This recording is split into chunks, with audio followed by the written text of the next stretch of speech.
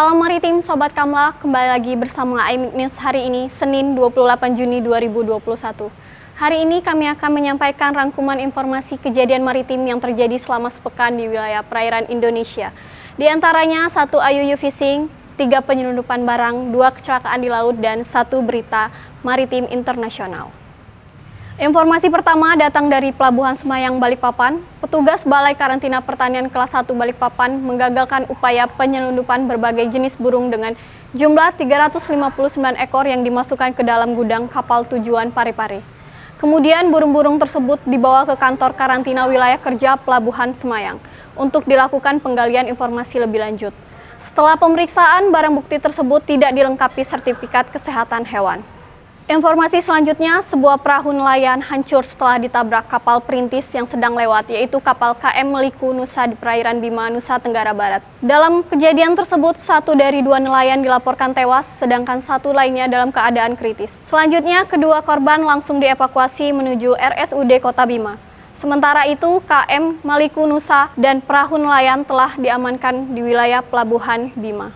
Informasi berikutnya, Polsek Ternate Selatan 2 kali berhasil menganggalkan penyelundupan miras dalam sehari. Penyelundupan pertama dilakukan lewat kapal feri rute Sidanggoli, Ternate. Puluhan miras dan 2 pemiliknya diamankan petugas. Sementara penyelundupan kedua digagalkan saat kapal feri KMP dan Latte Woba dari Kota Bitung tiba di Ternate. Sebanyak 11 galon miras tanpa pemilik diamankan oleh petugas. Saat ini, kedua pelaku beserta barang bukti sudah diamankan di Mapolsek Ternate. Selanjutnya, Kementerian Kelautan dan Perikanan kembali menangkap kapal penangkap ikan ilegal berbendera Malaysia dan Filipina. Kapal ikan berbendera Malaysia KM SLFA 5269 ditangkap oleh kapal pengawas perikanan Hiu 03 saat tengah mencuri ikan di Selat Malaka. Untuk mengelabui aparat, kapal ilegal asal Malaysia ini bahkan menjatuhkan barang bukti ke laut. Sedangkan kapal FBCA Yaya 3 berbendera Filipina ditangkap oleh kapal pengawas Orca 04 saat melakukan illegal fishing di Laut Sulawesi. Petugas mengamankan 4 orang ABK dari kapal asal Malaysia yang terdiri dari 2 orang warga negara Malaysia dan 2 orang WNI. Sedangkan dari kapal asal Filipina diamankan 5 orang ABK yang seluruhnya warga negara Filipina.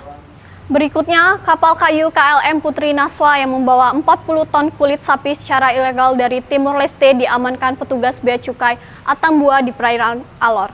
Kulit sapi tanpa dokumen itu akan dibawa melalui jalur laut menuju Makassar. Kulit sapi dan barang bukti lainnya saat ini diamankan di kantor Bea Cukai Pelabuhan Atapupu.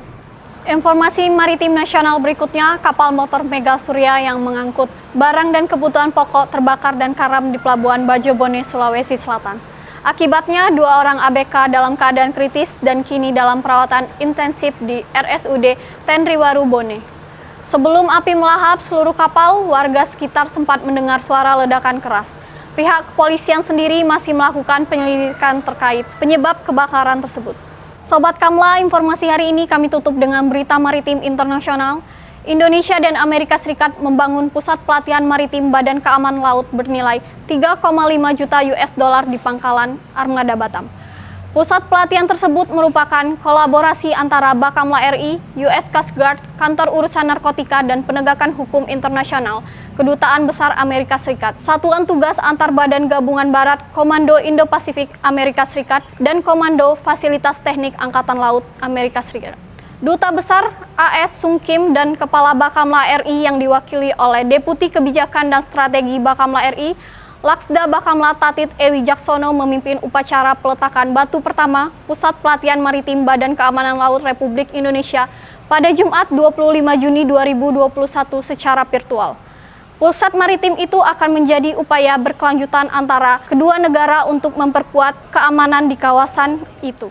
Sobat Kamla, sekian AIMIK News mingguan yang dapat kami sampaikan hari ini. Tetap semangat beraktivitas dan tetap patuhi protokol kesehatan dengan 5M.